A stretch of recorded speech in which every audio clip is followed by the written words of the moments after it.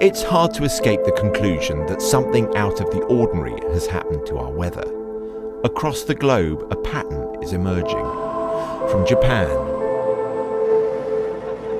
to Greece to the Arctic Circle to here in the UK. The question, of course, is what is happening? I would be pretty certain that you couldn't have had this hot air, this heat event that we've got at the moment without climate change. Professor Joanna Hay is a climate scientist at Imperial College London.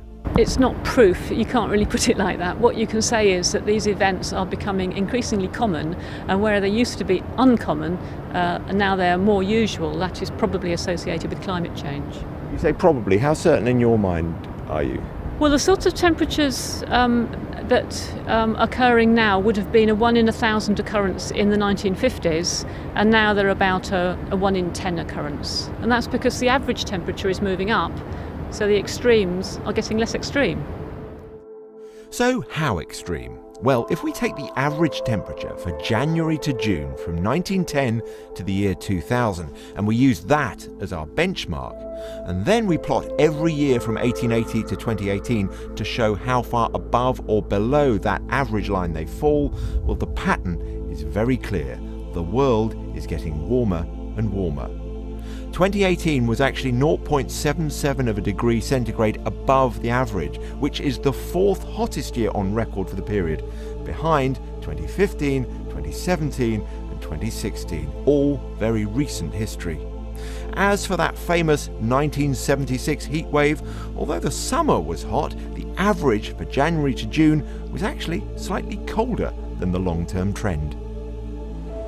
According to scientists then, we can expect to see more long hot summers like this one, but that means we're going to have to make some changes. The Environmental Audit Committee of the House of Commons will be publishing a report on Thursday looking at how we'll need to adapt to more frequent heat waves. There's not really a problem with it today or tomorrow. And the issue is also that heat-related deaths tend to turn up in retrospect. So nobody turns up at the hospital and says, I'm dying of heat. But actually, there tends to be a time lag before we realise what has happened. So there isn't the pressure on policymakers that I think there needs to be. And this is a cross-government issue, so DEFRA has responsibility for adapting to climate change, but many of the other departments, such as Homes and Local Government, the Department for Transport, are the ones where actually the rubber literally hits the melting road. One of the big problems is that we have building regulations designed for a colder Britain. New build properties are constructed to keep the heat in during freezing winters, not let it out during boiling summers. So what we want to see is better adaptation of our buildings for these hotter temperatures, particularly our homes, schools, hospitals and care homes as well. And at the moment that's not happening. So we don't see any standard or requirement at present in government to adapt these new builds when they're being designed. And we'd also like to see an increase in the amount of urban green space in urban areas to protect people more from high temperatures, but that's actually going down rather than going up. Meanwhile, the heat is brewing up thunder, with the Met Office issuing storm warnings for Friday for the north and east of England. However, it's not clear that we've seen the last of the hot weather for this year, let alone for the summers to come. Well, that was David Grossman there, and I'm joined now by the Met Office's Chief Scientist, Stephen Belcher, and by Dr Chris Hope from the University of Cambridge. He's worked as the Climate Change Advisor to the UK Government and to the Obama administration, was a lead author for the third and fourth assessment reports of the Intergovernmental Panel on Climate Change, which won a Nobel Peace Prize in 2007. Very nice to have you both here. And Stephen Belcher, if I can start with you, I use the phrase the new normal. Do you think this is now something that we have to get used to? Well, the heat wave that we're seeing at the moment, the jet stream it's kind of got stuck, which is rather unusual. And that's given us a period of high pressure over the UK, which has led to this very warm weather. And as your piece said, the Met Office are forecasting mid-30 degrees towards the end of this week. And it's a reminder of what the climate can throw at us. So is it the new normal? Well, let's think back to 1976. There are actually some characteristics of this event that look rather like 1976. One of the things that we think is driving that stuck jet stream the sea surface temperature patterns in the Atlantic, in the North Atlantic, and they look strikingly similar to what we saw in 1976. However, what we didn't see in 1976 was this band of heat waves right around the Northern Hemisphere. So 1976 was very localized around the UK. Now we're seeing heat waves in Scandinavia, in Japan, as your earlier piece described. So since 1976, the global mean temperature has risen by more than half a degree. So any extremes that we get are superimposed upon that warming. So it makes it more likely that these extreme events are going to give us higher temperatures. And you would suggest by that that this will happen more often then? I mean, if it doesn't happen next year, of course, there'll be a chorus of people saying, oh, you see, it was all rubbish and nothing happened at all. If it doesn't happen next year or the year after, do we revert to mean, as it were?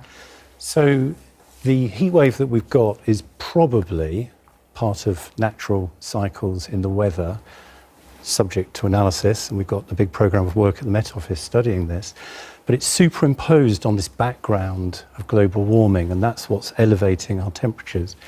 So if we think back, another heat wave that's very important for Europe was the 2003 heat wave. And work led by the Met Office, we were able to show that greenhouse gas concentrations in the atmosphere doubled the chance of the temperatures we saw in 2003 compared to what we'd expect in a pre-industrial world. And furthermore, by the 2040s, the temperatures we saw in 2003 would be an average summer. So a couple of years ago, we had another look at that to see how we were tracking towards that projection that 2003 would look a normal summer for Europe by the 2040s.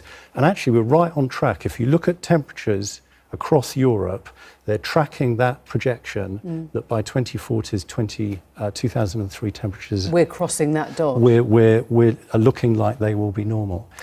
So for you, Chris Hope, if you're looking at the economics of this change now, where do you start telling the government they should be putting their money? I mean, how do you make the preparations? Well, as Stephen has said, and as your report showed, the temperature rise that we've seen up to date has been about 1 degree compared to pre-industrial times. And if we carry on as we have been doing in terms of emitting the greenhouse gases, then it's likely that by the end of this century, the temperature will have risen by probably 4 degrees. It may be 3, it may be 6, but round about 4 degrees. And so we would expect to see far more of these kind of events occurring. We would expect to see sea level rise, and we would expect to see some rather more frightening things certainly possibly occurring, like a more rapid melting of ice in the Arctic, release of... Can we cope with that in this country? Well, in this country, we can cope with it by some adaptation. We can grow different crops. We can make sure that we're protected against some of the sea level rise of 0.5 metre to 1 metre. But the risks are, if it carries on going in this sort of way and we don't do anything about it, then it will get beyond our ability to adapt to it. And therefore we have to try and take action to bring down our emissions of greenhouse gases. Of course, you don't want to work towards it, I can see that. But at the moment, if you are talking to those in agriculture or those planning our cities or housing, what are you having to adapt, or what are you telling them to change to prepare? What I'm telling people in government, and what the government is taking notice of both in America in the previous Obama administration and also analysis that was done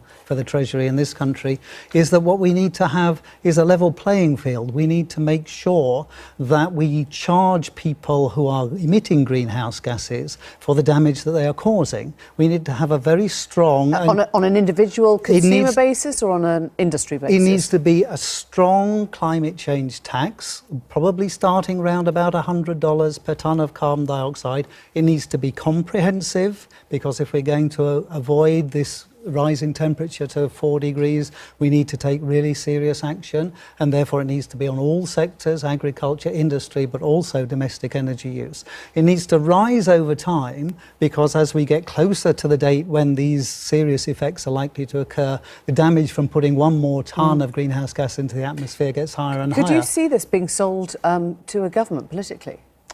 Well, what we saw in 2015 in the Paris Conference of the Parties was 197 countries come together and propose plans for how they would reduce That's a greenhouse long gas way off, though, isn't it, to an emissions. actual taxation on It the is, individual, but it's starting from now. 197 countries coming to agreement.